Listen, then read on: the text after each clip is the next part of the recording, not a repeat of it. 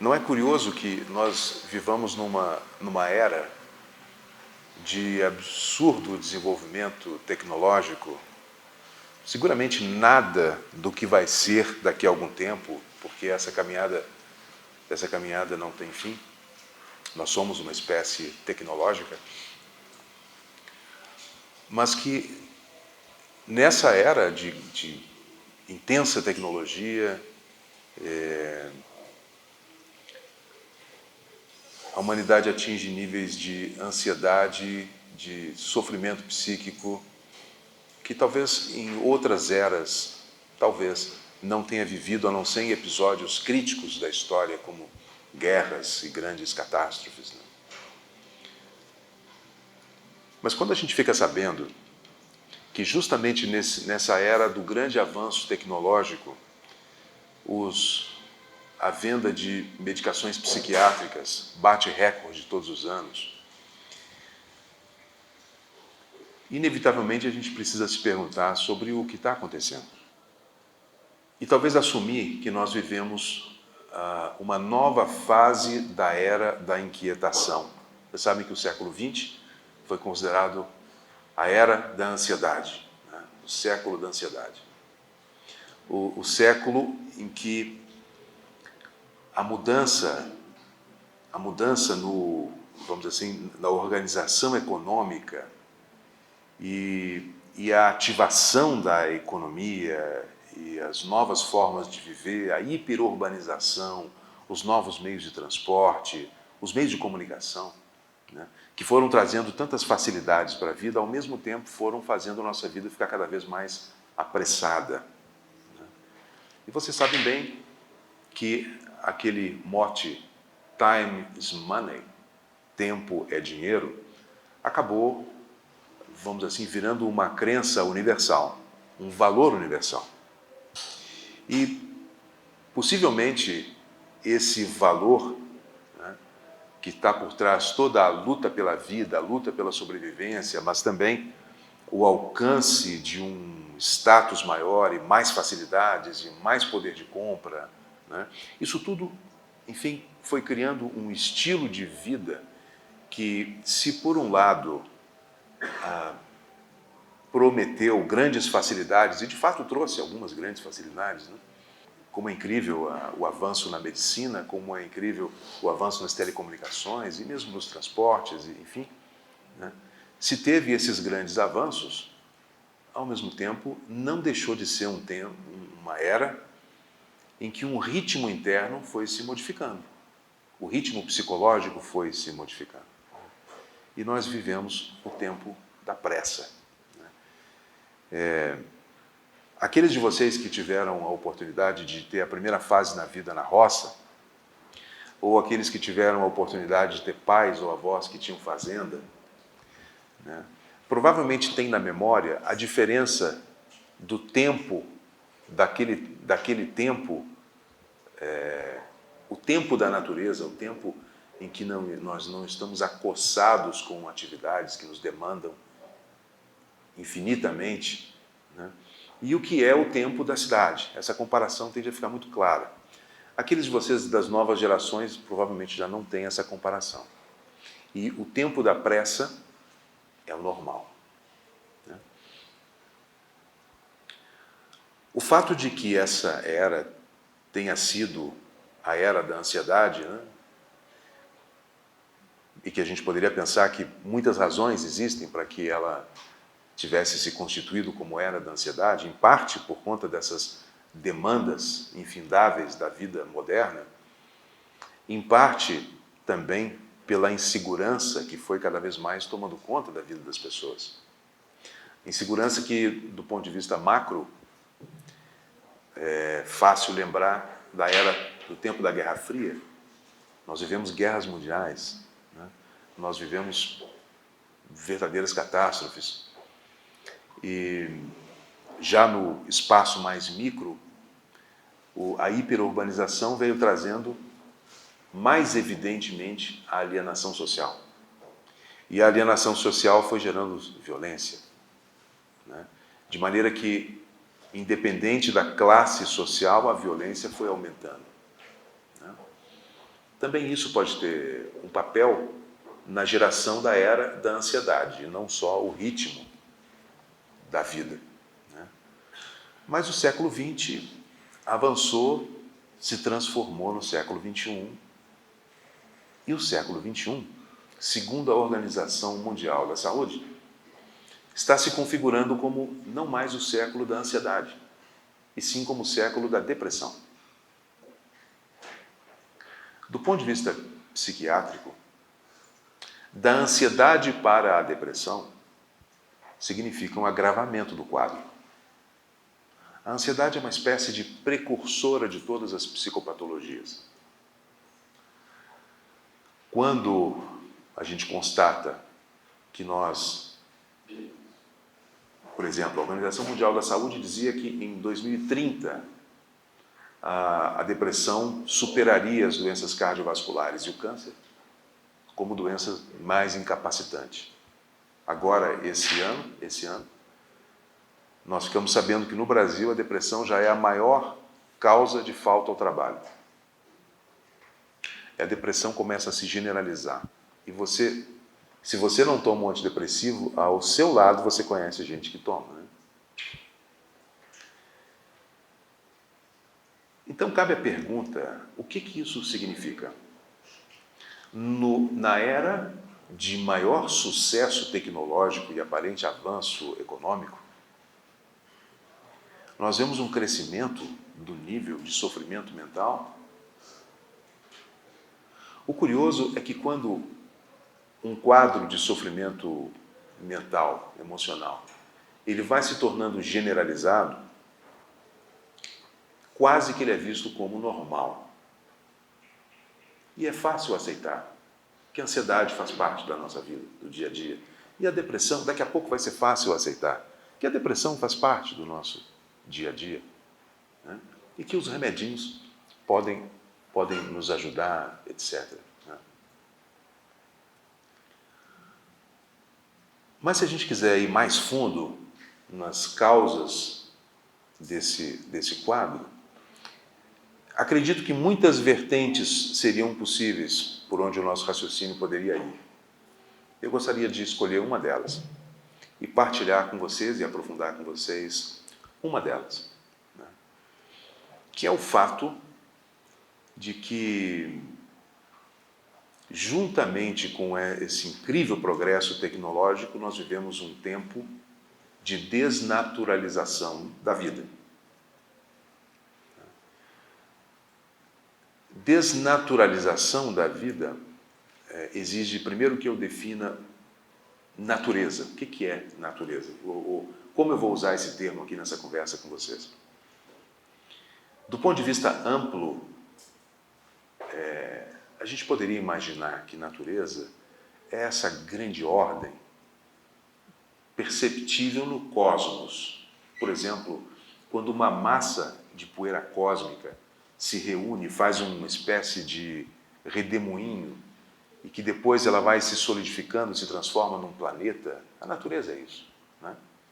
Você olha para um telescópio e vê galáxias, e vê buracos negros, né? Vê a matéria escura, e vê enormes fenômenos impressionantes na dimensão macro. E quando você também vai para a microbiologia, você vai para a genética, e você contempla os processos dentro da célula, e depois os processos dentro do átomo, tudo isso é natureza, né? Tudo isso é natureza. Ali existe uma força autogeradora, autorregeneradora, né? Auto-organizadora, que tem um equilíbrio intrínseco, mesmo que nesse equilíbrio envolva o desequilíbrio. O desequilíbrio faz parte de um macroequilíbrio, e nós poderíamos dizer que esse equilíbrio da vida, para que seja equilíbrio, ele precisa do desequilíbrio, da destruição, e precisa da morte, não é? Mas, enfim, todo esse grande quadro a gente poderia definir como natureza, e é. E, nesse sentido, nós somos uma expressão dessa grande ordem. A nossa espécie surge, né, relativamente recentemente na história evolutiva desse planeta, né, que já tem 4 bilhões e algo de anos, né, e todo esse processo evolutivo, então, do qual nós fazemos parte, nós somos uma expressão dessa natureza. Então, nessa visão macro, não faz sentido nós falarmos em termos de seres humanos e natureza, né? E essa é a visão mais profunda, que eu mais gosto. Mas aqui eu gostaria de explorar o assunto com uma limitação do termo, né? Eu gostaria de usar o termo natureza para falar especificamente do cenário da biosfera nesse planeta, onde nós também estamos inseridos, mas com um jeito meio diferente das outras espécies, porque nós temos a capacidade de criar culturas sofisticadas, né? E nem dá para dizer que outras espécies não criem culturas, nem dá para dizer, porque cada vez mais os estudos sobre comportamento animal vão tornando muito tênue a linha que separa seres humanos de outras espécies. Hoje se sabe que outras espécies têm raciocínios complexos, que outras espécies têm autoconsciência, que são capazes de fazer luto, que são capazes de brincar, que são capazes até de fazer arte. Até de fazer arte. Que é uma teoria que anda por aí a respeito das baleias e da maneira como as baleias organizam o seu canto. Existem métricas na maneira como uma baleia escolhe, vamos dizer assim, suas frases musicais, que dá perfeitamente para dizer que as baleias, passeando nos oceanos, cantam, né? E um monte de outros exemplos. Mas nós temos uma forma diferente, porque a sofisticação do nosso cérebro, especialmente com o surgimento do neocórtex, nos permite tipos de raciocínios tão sofisticados que nós acabamos criando culturas únicas que precisam de crenças básicas, crenças fundantes. Crenças fundantes fazem uma cultura. Uma cultura, ela é erigida, ela é construída a partir de valores, de crenças, né? Então a gente está aí num cenário bem humano. E essa espécie, nossa espécie, com suas características únicas, até onde a história nos mostra, tem feito um caminho, pelo menos vamos dizer assim, uma vertente dessa espécie, tem feito um caminho de cada vez mais sofisticar sua relação com as outras espécies e com o meio, no sentido de entender como essas espécies e esse meio funcionam e exercer controle sobre ele. Faz parte do nosso processo evolutivo. Desde que nós descobrimos o fogo, desde quando começamos a lascar pedras e desenvolver várias formas de tecnologia, vamos dizer assim, né? Nós somos muito hábeis em ler como a natureza funciona, nos adaptarmos a ela e, mais recentemente, o nos adaptarmos a ela foi dando lugar a um exercício de controle absoluto sobre ela. Curiosamente, a evolução dessa postura de exercício de controle sobre a natureza, né, foi se baseando em informações, e depois que veio a ciência, isso aumentou enormemente, informações que nos empoderam. Né? Mas mesmo com essas informações que crescem cada vez mais, essa vertente da nossa espécie, que criou uma cultura específica, que é essa em que nós vivemos, acabou gerando uma espécie de esquecimento da sua origem.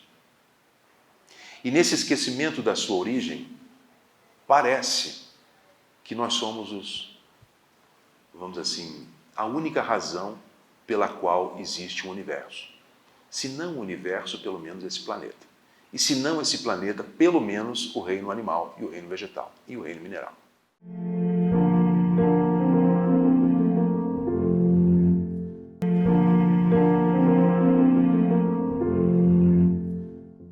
Então, na medida em que nós fomos desenvolvendo essa crença, e aí vocês sabem que existem explicações, inclusive religiosas, para essa crença, né? Porque a religião tem uma função importante na construção da cultura. Esse sentimento de direito, vamos dizer assim, um direito ilimitado de uso da vida, né, foi tendo uma parte importante na construção de um sentimento e de uma postura existencial frente a toda a natureza, né? Não só a natureza no sentido macro, como eu falei primeiro, mas também na natureza em relação a essa dimensão micro. Então é a coisa mais fácil do mundo você ver uma pessoa que compra uma terra e a primeira coisa que ela faz, mesmo antes de ter um projeto de uso para a terra, é passar um trator e retirar tudo que está ali, né? Esse tipo de atitude revela essa postura existencial de onde nós partimos na relação com o mundo natural. E vem aí a biologia para nos mostrar, e a ecologia também, para nos mostrar, que quando você pega um ecossistema que funciona, né, e se você passa ali uma máquina que destrói aquela comunidade, vai tentar reconstruir essa comunidade para você ver se dá. Não dá. Não dá. E tem teóricos que dizem que mesmo que se você deixar, né, acreditando que a natureza mesmo, ela própria vai se reconstituir, ainda assim pode não acontecer porque vem invasões de espécies exóticas, etc. Né? De forma que quando um fato como esse que a própria ciência revela, né, se você interfere no ecossistema, esse ecossistema que é uma verdadeira comunidade, são às vezes centenas, milhares de seres em volta de uma árvore, de uma simples árvore. Uma árvore não é uma árvore. Uma árvore é quase uma cidade, é uma grande comunidade. E aquele ecossistema gerado daquela forma, mesmo que tenha passado por grandes transformações naturais em outras eras, esse ecossistema ele se faz a partir de uma tentativa dessa inteligência criadora da natureza de ir buscando cada vez mais equilíbrio para garantir a sobrevivência de todas as espécies, né? Então hoje se sabe que quanto maior a biodiversidade de um espaço, maior a chance de todos os elementos do sistema sobreviverem, né? Apesar disso ser ciência, né, e apesar de que os antigos, nos seus mitos, parece que sabiam disso, tem uma certa fase desse desenvolvimento civilizatório em que esses fatos básicos parecem que foram esquecidos.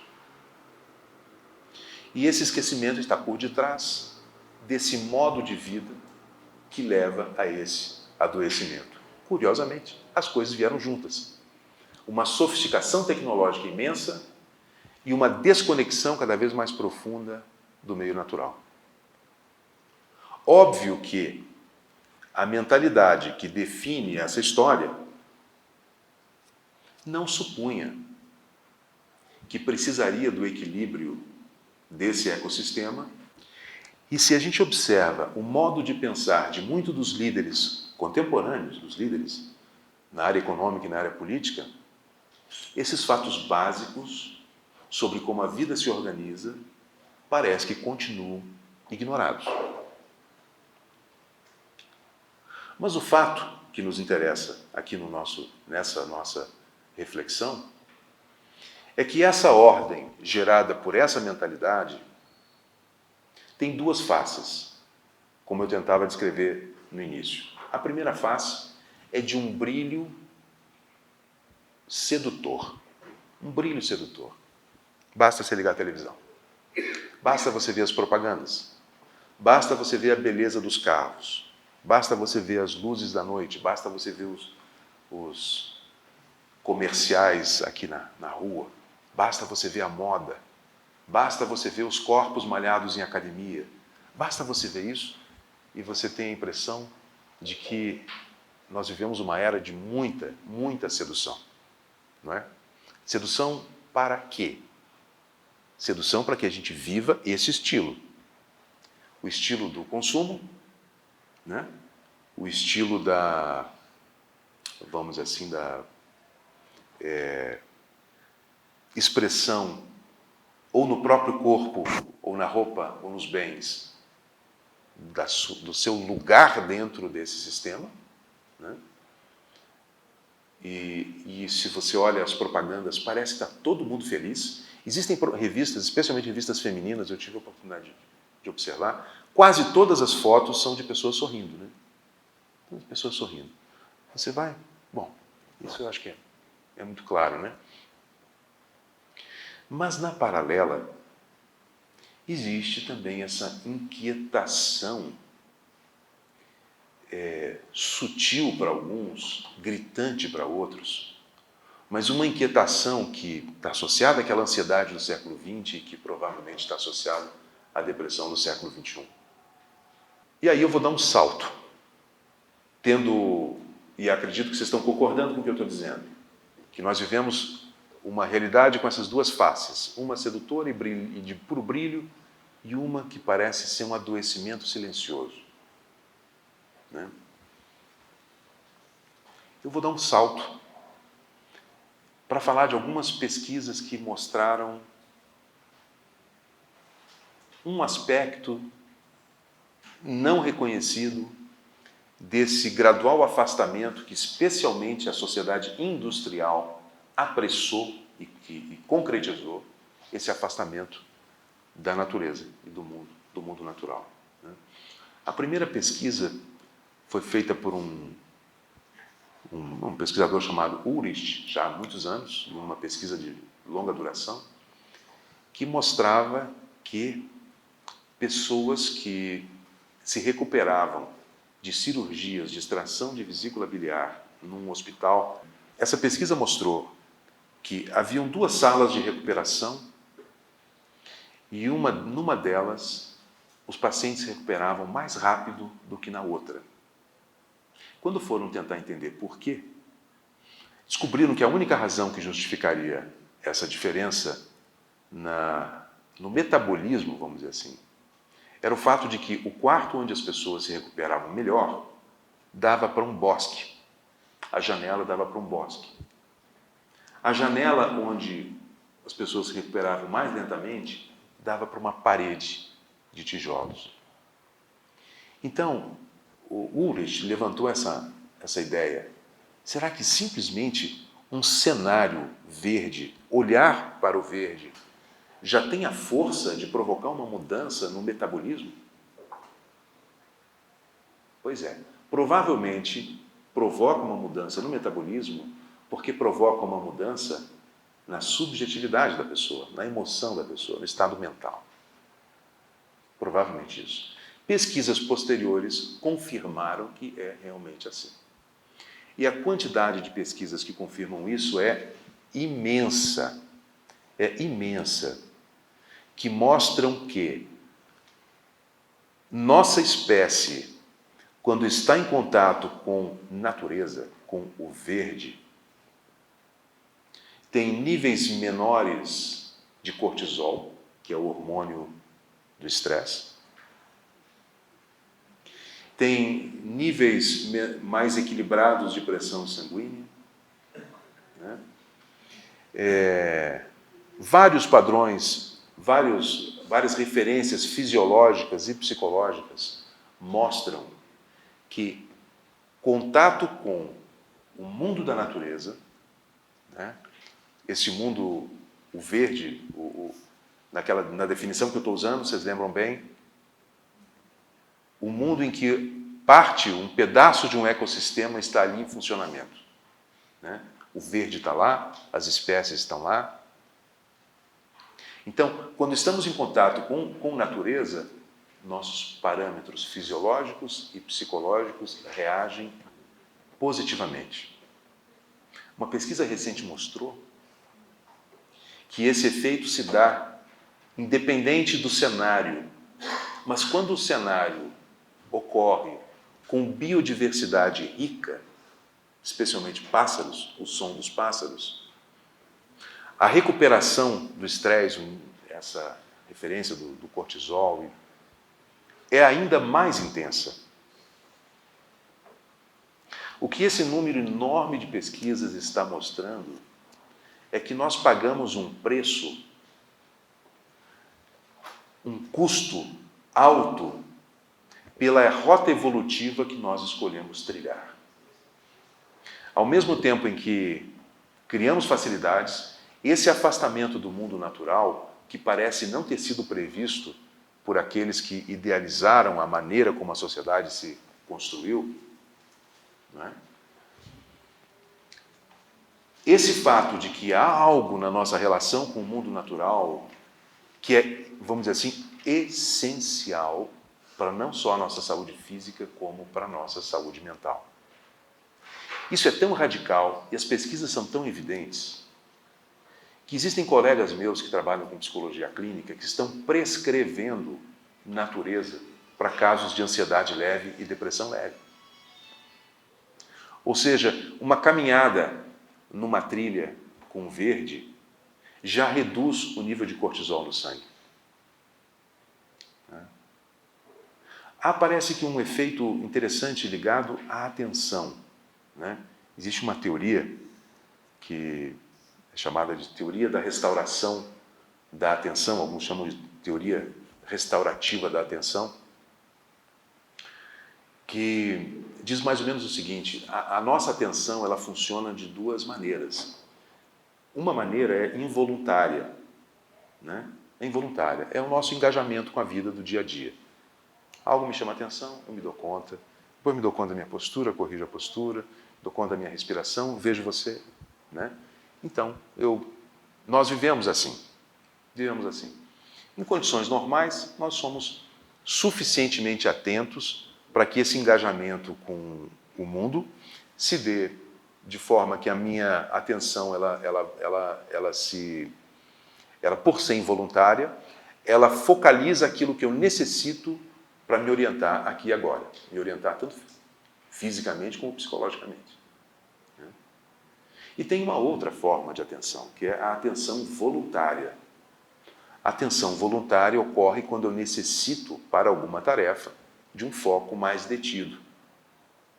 Só que essa atenção voluntária, ela carrega a possibilidade da fadiga.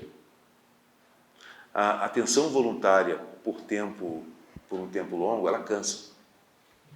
Por isso que os meditadores têm um longo caminho para aprender a integrar a voluntária e a involuntária.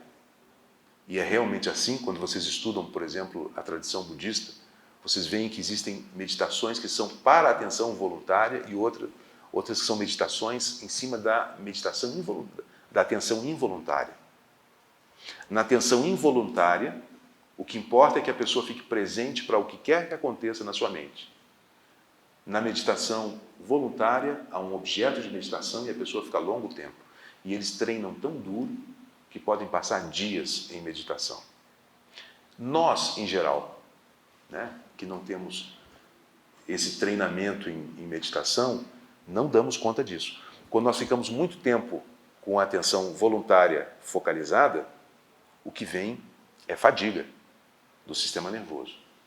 Vocês sabem disso. Se você fica muito tempo trabalhando, fazendo alguma atividade, você tende a cansar, né?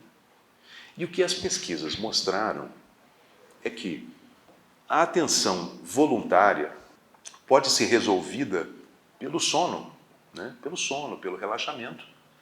e especialmente por momentos de atenção involuntária.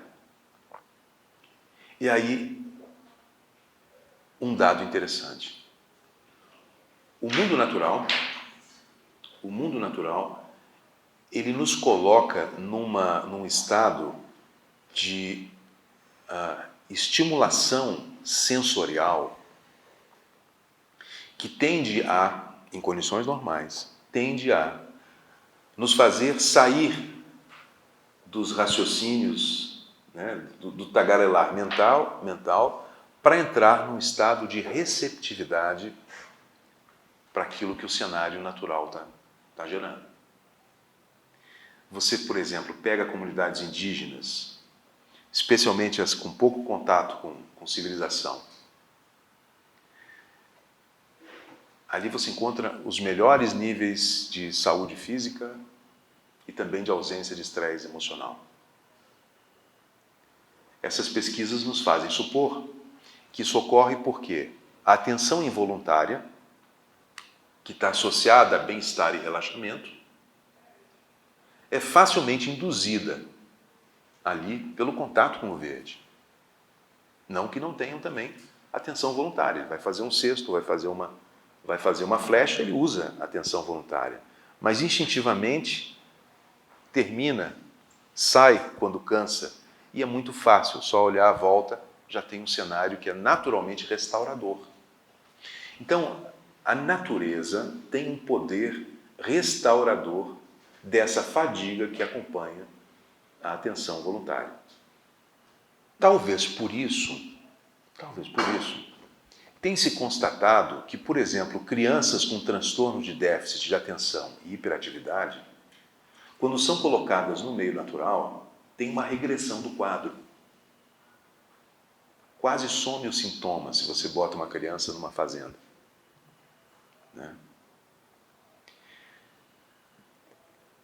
Quadros de depressão leve, né, também se modificam, provavelmente por conta dessa hipersensorialidade, de uma volta para o presente e de um abandono dos pensamentos repetitivos, negativos e pessimistas que acompanham a depressão, inevitavelmente. Né? Então, a natureza puxa a pessoa para o presente porque estimula a sensorialidade. Tudo isso provavelmente foi desenhado pela própria natureza. Nós somos seres que evoluímos desses cenários naturais para o cenário urbano e carregamos dentro de nós esses registros, estão escritos aqui na nossa, vamos dizer, no nosso DNA, de toda essa história evolutiva. De maneira que a gente está testemunhando agora uma geração, ou vamos dizer assim, uma sequência de gerações, em que esse afastamento tem provocado, nós temos visto, estamos vendo o que acontece com as pessoas quando se afastam demais do contato com o verde. O que ocorre é um aumento da irritabilidade. O que ocorre é vamos dizer assim, um embotamento da sensorialidade, né? Um estímulo das atividades cognitivas que não tem correlação direta com o que ocorre aqui e agora. Né? E, bom, isso, junto com alguns outros detalhes desse funcionamento cultural, né? Que nos faz dedicar grande parte do nosso tempo para atividades que não são existencialmente significativas. Para a maior parte das pessoas, o trabalho é isso. Né? Que nos fazem entrar num jogo de imagem e de sedução que por detrás está uma enorme baixa autoestima. Né? Que nos apresenta alguns recursos para compensar a baixa autoestima, que é, por exemplo, bens, capacidade de compra, ter dinheiro e ter poder. Ter dinheiro e ter poder é uma, vamos dizer assim, um remedinho para a pessoa se sentir com um lugar no mundo, com um valor intrínseco. Né? Mas é muito claro, E até a literatura, a arte literária, ela mostra, a ficção mostra e a psicologia mostra, né, que não há verdadeira conexão com o que tem de profundo em nós se não for a partir de relações autênticas, relações sinceras, relações transparentes, transparentes conosco mesmos, transparentes com os outros, onde nós realmente somos nutridos pelas relações.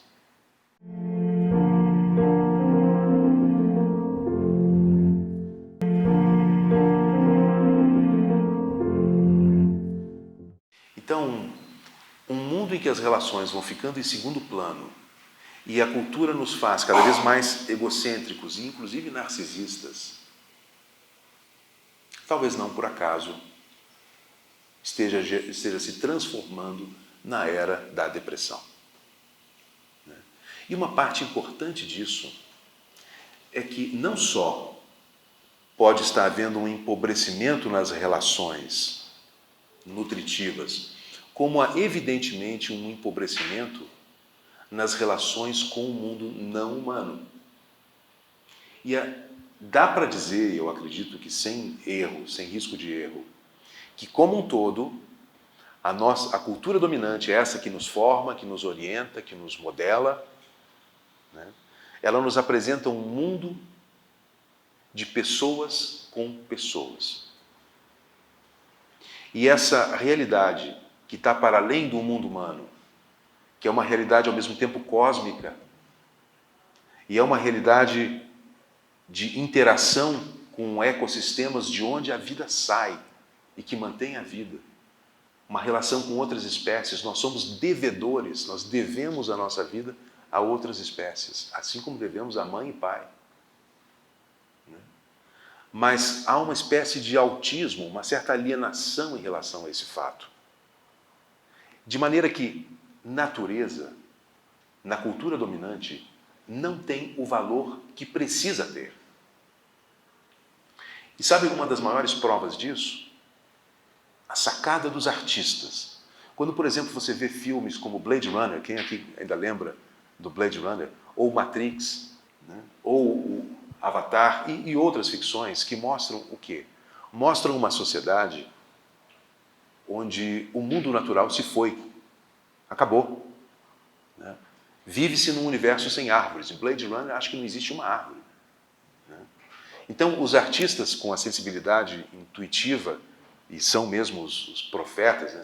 Eles percebem o futuro, porque percebem o que está no inconsciente coletivo, acabam gerando obras que mostram mais ou menos o cenário para onde evoluiria essa cultura dominante da maneira como ela se orienta por essas crenças. E se a gente deixasse a vida na mão, deixasse a nossa vida na mão dos grandes líderes políticos e econômicos, as cidades seriam grandes arranha-céus, como são em alguns lugares, com pouquíssimas árvores. Só não é assim por conta do movimento ambiental, que teve um papel fundamental, porque o movimento ambiental deu voz a uma dimensão da alma humana que estava esquecida na cultura dominante. E hoje se sabe, olhem, se sabe, que lugares onde existe pouca árvore, o nível de violência social aumenta. Aumenta. Se você pega comunidades onde existe um mínimo de ilhas de natureza, o nível de bem-estar e de bem-estar é maior e o de agressividade é menor. Quando você pega lugares onde não há natureza, né, não há natureza, você vai ver níveis maiores de estresse e assim, invariavelmente, níveis maiores de violência. Níveis maiores de violência. Tem pesquisas que mostram isso. E provavelmente essa violência ocorre porque esse efeito restaurador que nós, desde o início da nossa espécie, estamos acostumados a sentir numa relação mais próxima com o mundo natural, deixa de existir no mundo urbano. Daí ser a era da ansiedade, o século XX. porque houve um afastamento cada vez maior do mundo da natureza. E hoje que nós vivemos o risco do colapso, porque a crise de sustentabilidade é um risco de colapso. Colapso de onde? Colapso dos ecossistemas que organizam e mantêm a vida. Ou seja, mesmo que algumas cidades e lugares como Brasília, por exemplo, tenham um verde e nós possamos nos sentir mais confortáveis, do ponto de vista macro no planeta, existem grandes bolsões de destruição. E essa destruição já passa a ser uma destruição de proporção planetária. De maneira que a desconexão com o mundo natural, se em outras épocas era local, hoje é global. Né? Essa psique, essa organização psíquica, fruto dessa cultura, que aprendeu a se ver dissociada do mundo natural e não honrar as relações com o mundo verde e com as outras espécies, ela adoece porque não honra. Adoece porque não honra. E por não honrar, e portanto esquecer o ritmo do mundo natural, o ritmo da natureza, esquecer o modo como a natureza faz as coisas, não existe lucro na natureza. Sabe o que é o lucro na natureza? Equilíbrio. Esse é o lucro na natureza. É harmonia, é equilíbrio. Né? E quando nós vivemos essa loucura, né, atrás do lucro, nós criamos uma ordem que eu tenho dúvidas se ela se sustenta. Porém, seguramente a consequência é que o nível de saúde mental diminui. Né? Diminui como fruto da desconexão entre psique e natureza. E se nós formos mais radicais naquela primeira definição de natureza que eu dei, lembram? A cósmica. A mente é uma camada da evolução da biosfera. A psique é uma expressão do mundo natural. É um momento evolutivo especial. Né? A psique existe nas outras espécies, nós não somos os únicos a termos psique. Né? Agora, com um nível de complexidade humana, sim, né? Aí somos nós. Mas psique, a mente, a consciência é a grande obra. É a grande obra, é a maior expressão da obra da natureza, é que tudo é consciente. Né? E agora nós temos essa concepção de que o planeta tem consciência. A teoria de Gaia. O próprio planeta tem uma consciência e funciona como um grande organismo. E estamos nós aqui no nosso jogo narcísico de ego, buscando cada vez mais riqueza, poder, né? E esquecendo o fato básico de que temos a nossa origem nessa grande ordem e que essa grande ordem não só nos restaura, como nos inspira, nos amadurece. Ler a natureza nos amadurece e amadurece espiritualmente. Não por acaso, pesquisas sobre êxtase religioso mostram que a maior parte dos êxtases religiosos espontâneos ocorrem em ambientes naturais. Não por acaso nós sabemos pela literatura teosófica que práticas avançadas de yoga e de meditação precisam ser feitas em lugares com natureza intocada. Porque existe uma conexão profunda entre psique e mundo natural, porque psique é uma expressão. Nesse aspecto, natureza e espírito já são indissociáveis. Essa dicotomia que nós criamos entre espírito e natureza pode estar na origem da grande confusão. Né? Olhando com atenção os processos da natureza, nós temos ali algumas metáforas impressionantes daquilo que nós vemos descrito nos livros espiritualistas. Os ciclos, né? Os ciclos, a morte, a transmutação, né? Os momentos de depuração, as crises depurativas, tudo está lá, tudo está ali. Né? E esse grande esquecimento que se retrata, ele se expressa num estilo de vida que é mais o estilo do concreto, da luz artificial, tudo cada vez mais artificial, e não sejamos ingênuos. Artificial para que alguém ganhe dinheiro. Né? Artificial para que alguém ganhe dinheiro.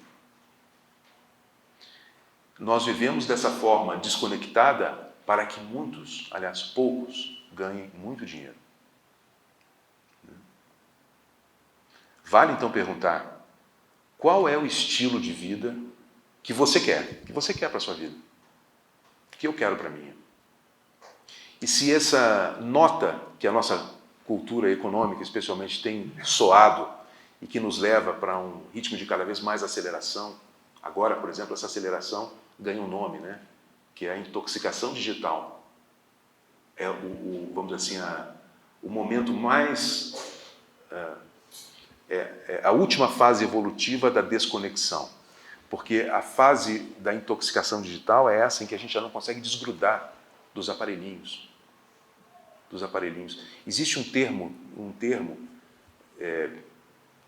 que é a atenção desfocada, a atenção desatenta, algo assim, desculpem, mas eu não estou lembrando exatamente como é o termo, que está sendo usado para definir o que acontece conosco quando nós começamos a ficar viciados demais no WhatsApp ou nas mensagens.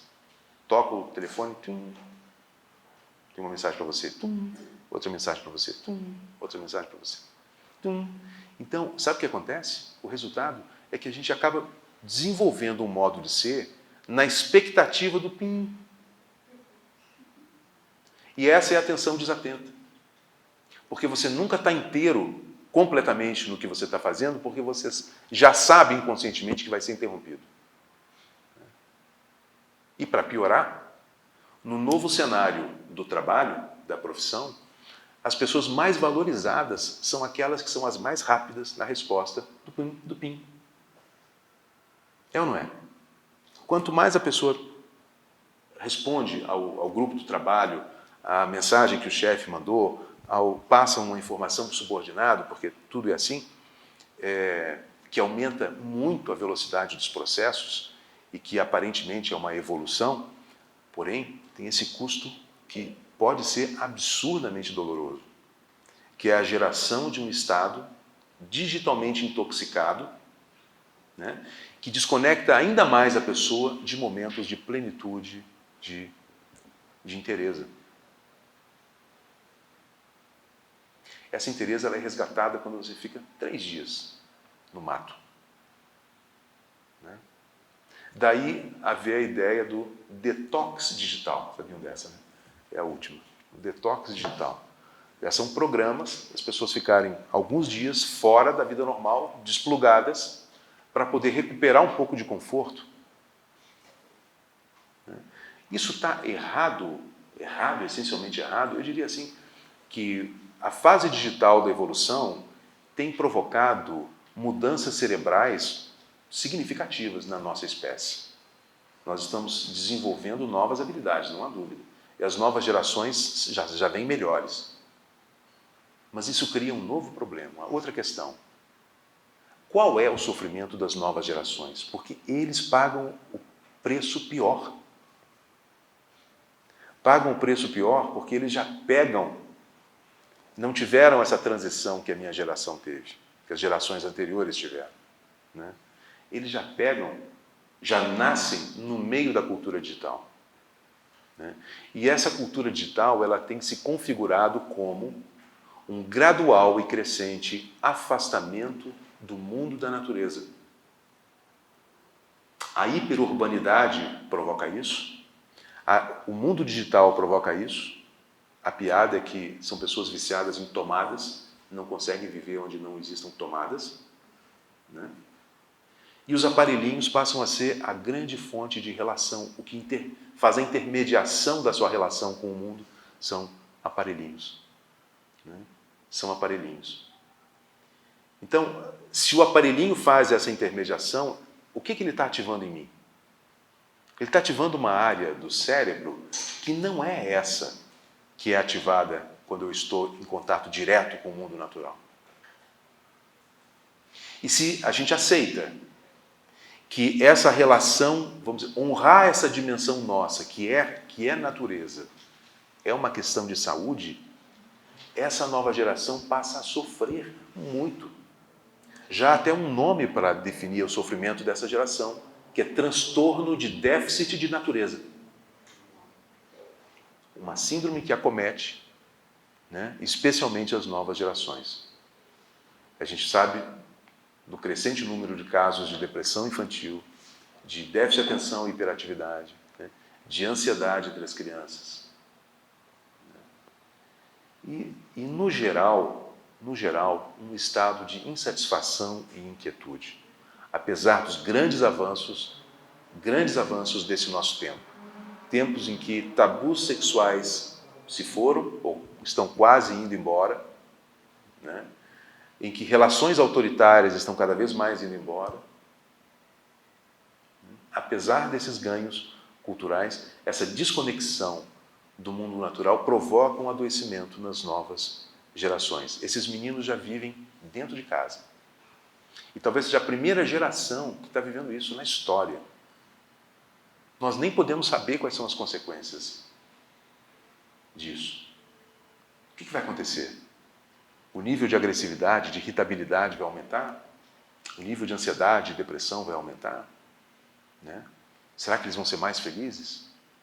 Não acredito. Não acredito. Acho que é preciso, primeiro, reconhecer o fato de que, por essa longa jornada evolutiva que a nossa espécie fez, nós carregamos dentro de nós um ser que é pura biologia, um ser que é pura natureza. Isso está no DNA, isso está no nosso funcionamento básico. Portanto, aqueles cenários que os artistas pintaram de um mundo sem os artistas, dessas ficções radicais, um mundo sem natureza, é a própria morte. Isso é a própria morte. Não é a morte da natureza, é a nossa morte. Porque viver nesse contexto é uma profunda morte espiritual. Um pensador chamado Thomas Berry afirmou, eu acho que ele tem toda a razão, que todo momento em que uma espécie é extinta, morre uma dimensão nossa. Porque nós nascemos profundamente conectados com todas as outras espécies. Nós nascemos na família natureza, nós nascemos como parte de um sistema. Né? E o esquecimento disso, de que somos parte do sistema, é a doença. Esse é o adoecimento básico. O central é esse, é o esquecimento que a nossa natureza humana é natureza. A natureza humana é a natureza, que ela expressa a inteligência da natureza. E honrar essa relação, criar relações significativas de reciprocidade em relação a esse mundo que nos cerca e de que nós derivamos, isso é não só uma postura ética necessária, como é o melhor cuidado que nós podemos ter com a nossa saúde mental. Então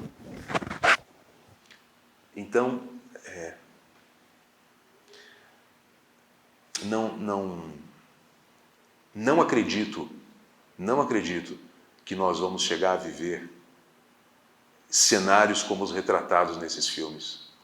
Porque sempre existe uma força que contrabalança, que contrapõe, que reequilibra. Né? Vivemos momentos históricos de muita ênfase na produção industrial, depois muda a balança e começa a vir uma consciência ambiental maior. Né? Agora nós vivemos um momento crítico, que é a crise de sustentabilidade, que parece que nos diz ou a humanidade se reposiciona em relação a esse grande esquecimento de que é a natureza, ou não tem saída. E o que nós vemos ainda, é a tentativa do velho paradigma, da velha maneira de pensar, da velha filosofia econômica, de tentar saídas para o problema que ela está criando. Porque a base dela é esse posicionamento existencial que nega, que não honra essa conexão básica com o mundo natural. Não existe vida humana sem harmonia no sistema da qual ela depende. Né? Então, eu não acredito que a gente vai vamos dizer assim, conseguir por muito tempo mais viver o adoecimento do esquecimento, porque os sintomas gritam. Só por isso que eu acho que não. Os sintomas gritam cada vez mais. A depressão agrava. Quando a gente se afasta do caminho da alma, a depressão fica mais grave. E a crise de sustentabilidade talvez seja uma grande depressão da cultura, sabe? Uma grande crise da cultura, exigindo um reposicionamento. E, para mim, o reposicionamento já começa a ocorrer. Nos exemplos que eu vejo, em grupos das novas gerações e mesmo das antigas gerações, em novas leituras da realidade que estão surgindo, numa literatura muito inspiradora, dentre elas a ecopsicologia, que é o que me inspira, né? Mas tem a ecologia profunda, tem a religião ambiental, tem a ética ambiental, tem a filosofia ambiental, e várias profissões desenvolvendo uma versão eco da sua atividade. Então a gente caminha para uma transformação que, no primeiro momento, parece ser uma escolha por tecnologias mais inteligentes, mais suaves, menos agressoras do mundo natural, mas que, na essência, e esse é o ponto fundamental, né, já apontam para um reposicionamento existencial da espécie, que exige um caminhar na direção, um retorno, vamos dizer assim, ou um caminhar para frente também, que é o reconhecimento de que a água que chove lá fora, né, escorre dentro de mim, o ar, o vento que corre lá fora, ele nutre todas as minhas células, né? A terra que gerou aquele alimento veio através dele para dentro de mim, e o calor que está em todos os meus átomos é o mesmo do Sol. E é isso. Né? O ser humano como um mistério que é a expressão desse grande milagre que é a vida, né? Que tem sido tão diminuído, né, por um entendimento limitado de quem nós somos. Um entendimento limitado que gera uma crise de civilização. E eu tenho certeza que as mudanças já estão aí. Obrigado.